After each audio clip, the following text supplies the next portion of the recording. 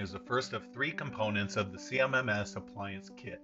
A wireless gateway communicates vibration and temperature data to line-side indicators and our hardened CMMS appliance. The appliance is pre-programmed in native protocols and database drivers to create work order requests while isolating industrial networks from IT's office network. When vibration or temperature data breaches predetermined thresholds, an alarm triggers a work order request to computer maintenance management systems. The sensors mounted on the rotating equipment read data every 5 minutes by default and are stored in the Modbus registers of the wireless gateway.